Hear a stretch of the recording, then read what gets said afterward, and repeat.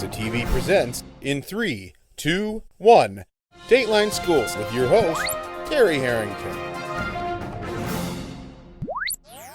Good school attendance is a key factor in school success for our students. Good behavior is also an important part of doing well in school.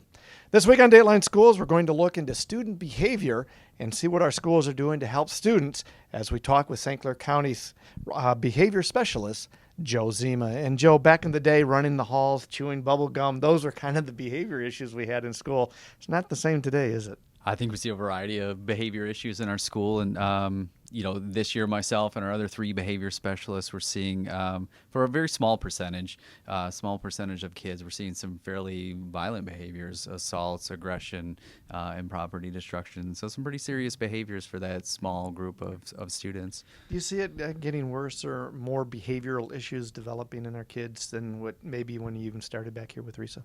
I think compared to 10 years ago, we're seeing more of those violent, aggressive behaviors with younger students. So the majority of my caseload, and this would be true for other specialists as well, the majority of our caseload is 6, 7-year-olds, kindergarten, first grade. So certainly weren't seeing that trend 10 years ago.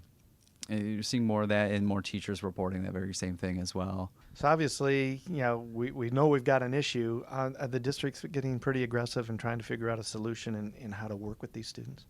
I think what the districts are doing is starting to collaborate more and more with ourselves as a RESA and our specialists, community mental health, family court. I think I don't know if aggressive is the right word, as much as we're starting to collaborate more and more with different community agencies, realizing that the schools might not have all the tools to figure this out, but working together with some behavior supports from RESA and some of our local supports, then we can certainly do that. And most kids are responding really well. I mean, the time frame is a little bit longer for some of the intensive behaviors, but as we work together with our community agencies, we're seeing improvements in those behaviors.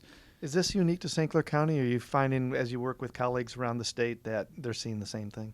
I'm hearing the same thing around the state and around the country as well, that, again, I want to emphasize that it's for that small percentage of students, but we're seeing some of those more intensive, aggressive behaviors from some of the younger kids. We'll be back with more tomorrow. For Dateline Schools, I'm Terry Harrington.